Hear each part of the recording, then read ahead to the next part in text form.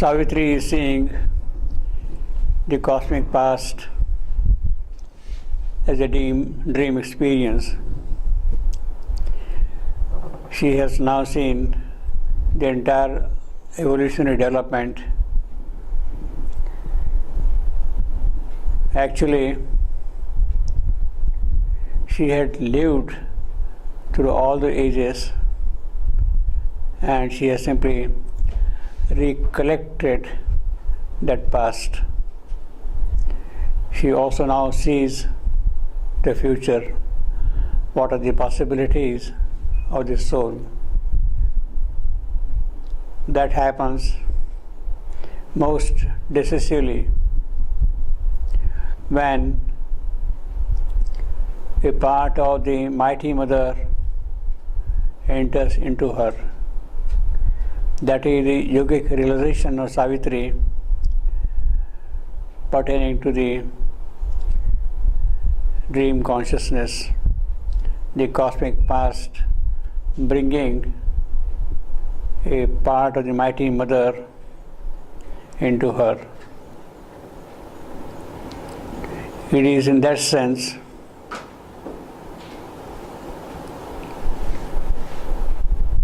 we have here a very apt title of the canto, a parable or a search of the soul. Why it is a parable? The whole dream experience of the past, of the evolutionary development, is the story of the growth of the soul through ages and ages and ages. Savitri has recapitulated all those experiences, all those realizations, and now it is based on that she has to move forward. So in that sense again, it is not only a parable, it is Savitri's specific experience. It is not only the dream experience of a general kind, it is very specific to Savitri. We do not know whether, if at all our yoga begins, we will pass through those stages. In fact, it may not happen. Perhaps it may not be necessary also for us. Savitri is doing the yoga for the collective consciousness. The yoga of the collective consciousness or the collective soul is different than the yoga of the individual. So you can't say that when I start my yoga, I will also get all those experiences. It may not happen at all. So, with the entry of the Mighty Mother in Savitri, she now foresees the future possibilities. Future possibilities had to be worked out in a more dynamic manner in the context of the cosmic forces acting in the process of evolution. She sees three possibilities: that either humanity must mold itself into a divine nature, into a higher nature, receive the powers of the Spirit in it. In fact, this is what we got: mold humanity into God's own shape. That is one possibility. The second possibility is that in the future has to come, discover a new world. Perhaps, possibly, there is somewhere else in the cosmic extension a superior world already existing, find out that world and bring that world down here. Discover a new world. The third possibility is, if humanity cannot shape into God's mold, if humanity cannot become God-like and God cannot work in it, or if any discovery cannot be made, then create a new world. The imperative is that there has to be a divine manifestation here. And these are the three possibilities: changing the humanity, discovering a new world, or creating a new world. As I said last time, the options are kept open because Savitri is moving forward. How it will happen, what crucial factors enter into the process of that, at this stage she does not have the yogic knowledge, yogic hold on things, and therefore the yogi poet is very careful not to tell this will happen or that will happen.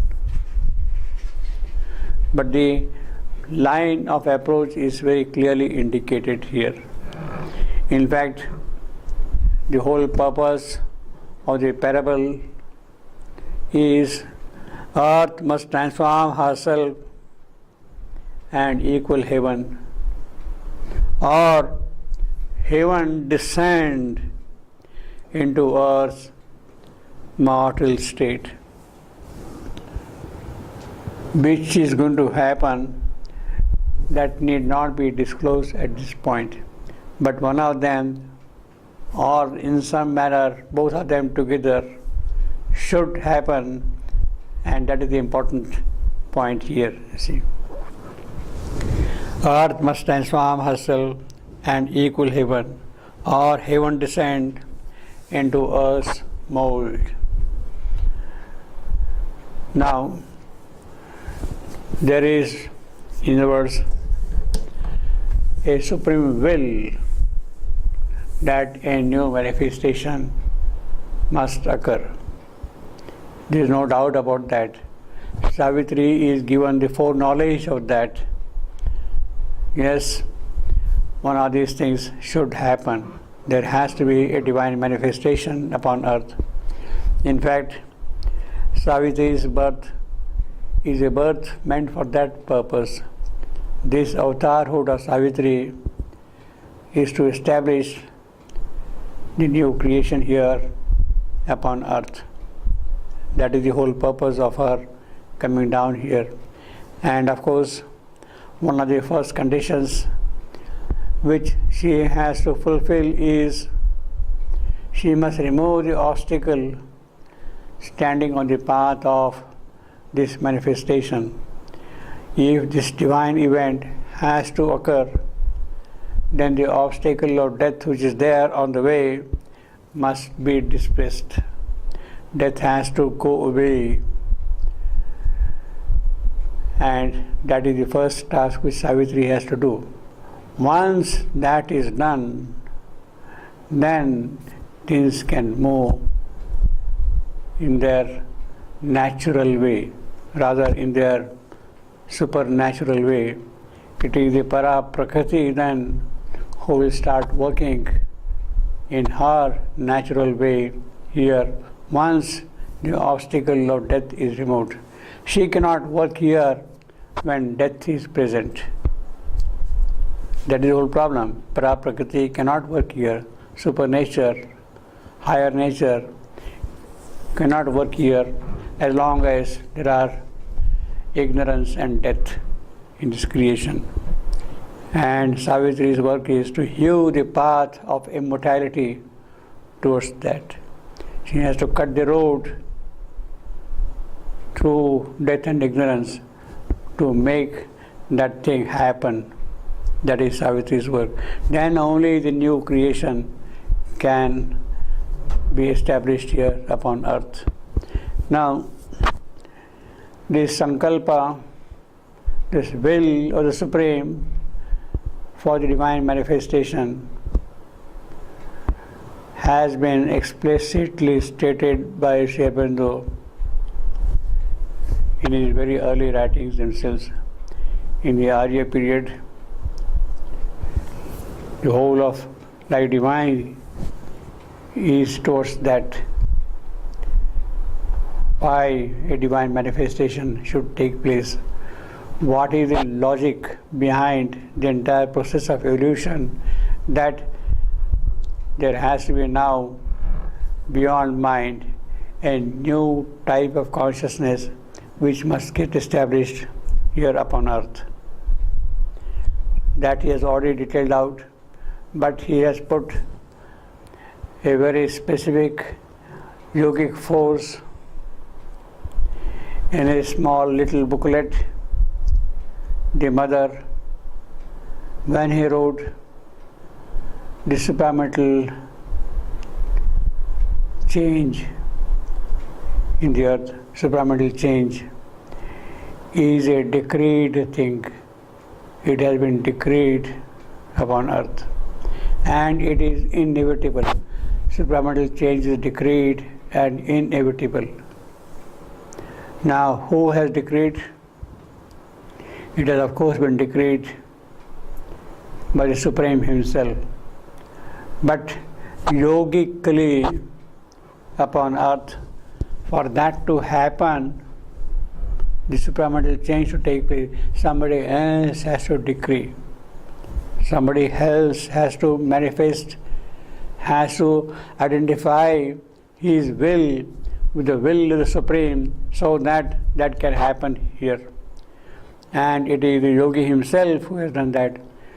It is Sri Aurobindo's Yoga Tapasya, which has decreed the supramental change, and it has to happen. It is inevitable.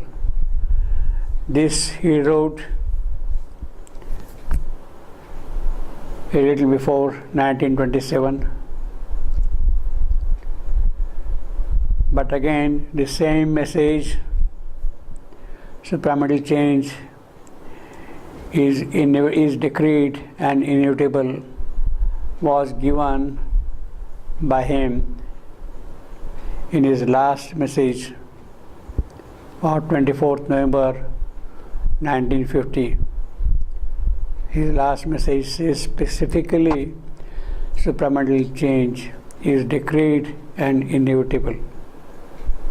In other words, he knew that within a few days he is going to withdraw. He had firmly established that message here as a will of the Supreme, that yes, it must happen. Supramental change must take place here. He had put all his yogic force in it, that it becomes a reality upon earth. That is his great yogic work, and it has been sealed by him in the last message, 24th November 1950. These are the kind of things he was busy with, he was engaged in, he was attempting all. And the mother says, he attempted all and achieved all. On the Samadhi, it is inscribed there, he attempted all and achieved all. Supramental change is decreed, that is his attempt, and he achieved it by saying it that here. Now, unfortunately, these are some of the aspects which people don't recognize. His work, in spite of being made known to us, people don't recognize it. And we are really sorry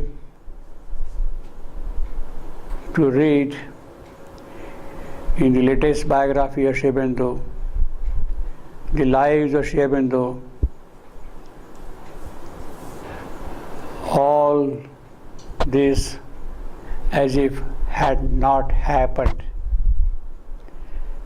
The biography of Sri Aurobindo, the lives of Sri Aurobindo, does not know that this was his contribution, that this is his realization, that yes, this is the concrete success which he had achieved.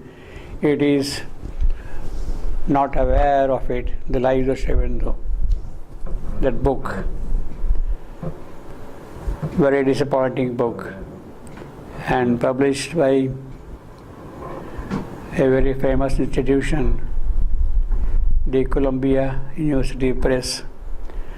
It is a pity that people do not enter into the spirit of things and try to understand.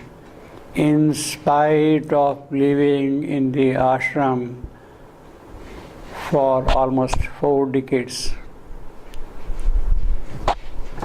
he decreed, he established that thing, and no mention of it is there anywhere in the lives of Sri Aurobindo. When he says that these 3 alternatives are there, humanity must mold itself into God's shape, or discover a new world, or create a new world. Earth must be equal to heaven, or heaven descend and be one with earth. And for that, whatever yogic work had to be done, he had done it, and no mention of it is there in that book, in that Lives of Sri Aurobindo. That is the pity, that is a regret also.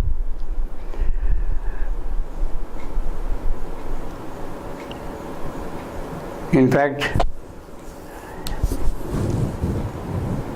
within few years after his withdrawal is for that purpose, that this decree which he had made is hastened on a physical plane in an occult manner. And how to do that?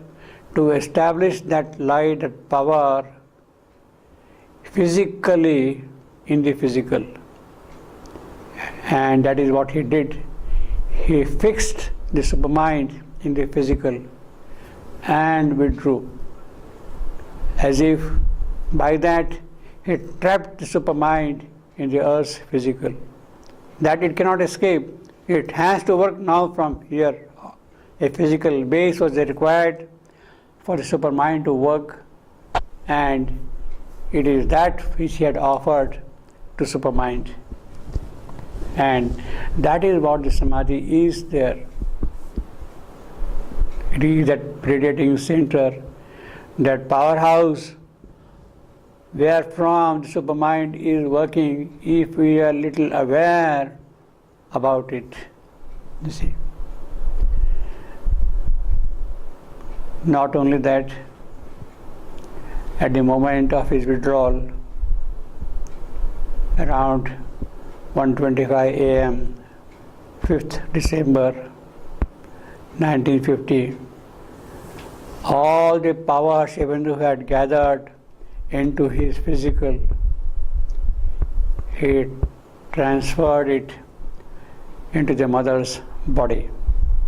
She was there, and constantly that power was flowing into her.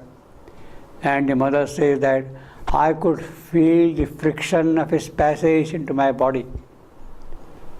Friction of his passage into my body, I could feel that. In other words, what they have called the mind of light got fixed into the mother's physical. The mind of light is that it is the physical's mind, the mind of the body, not the physical mind, the mind of the body, the physical's mind, which is capable of receiving the supramental light and force. That is the mind of light. So it is that mind of light which got fixed into the mother, and that became her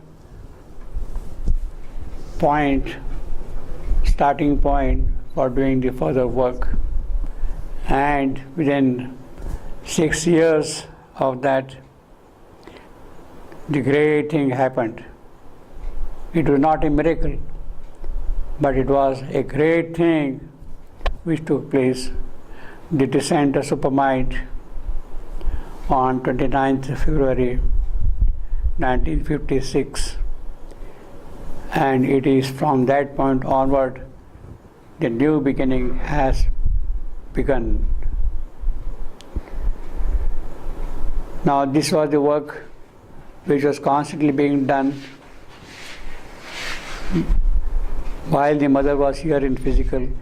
Shivandu was doing still that thing from the subtle physical, and these aspects had to come out in a very explicit manner in a biography like Shivandu's. The lives of Shivandu should have come out with some of these aspects and some of these insights which are totally missing in it. On February 29, 1956, the mother says that the supramental descent has taken place in the subtle physical of the earth. She also says in a talk later on in July 1957 that it is not just the descent of the supermind in the subtle physical of the earth. She says it is a new manifestation. She says a new world is born. A new world is born. So what Savitri says here, or a new world discover or create.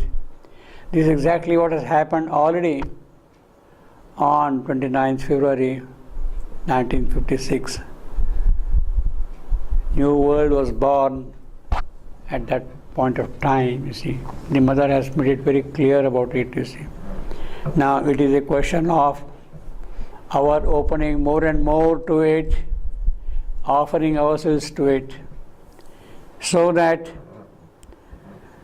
what they have done for us, we can, in our own way, participate in that work and make progress the way in which the progress should be really made. The true spiritual progress. That is the important thing. And that is possible because now the path has been made clear for us. In fact, the new manifestation is not an individual's possibility of growing into the supramental consciousness. Yes, of course it is there, but it is the collective growth. It is the collective which has to open out to the supramental manifestation. Both are important, but before the collective happens, it is the individual who has to make progress. Then only the collective can gather around it. In fact, only when the collective has opened to the supramental light and force, the divine manifestation, the new creation can become possible. Not until then. This has to happen, and we have to prepare ourselves to that. If we trace the entire course of evolution, we can say that out of the total void, nothingness, came matter. Matter became the occasion for life to manifest. Life in matter opened out the way for mind. the Manomaya Purusha entered and became the leader of the evolution.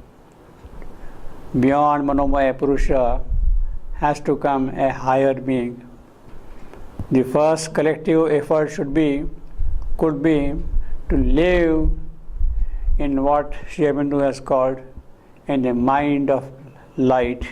Receive the supramental in the physical. Open out yourself to that. Then the true physical transformation can become possible. In other words, beyond the mental being will be an intermediate race.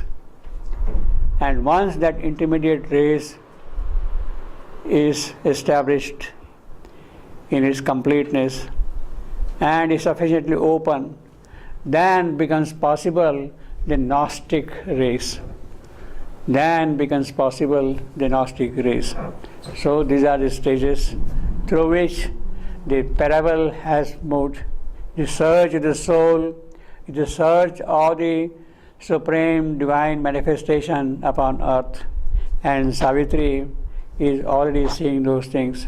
And her work is the work of executing the will of the Supreme in this creation.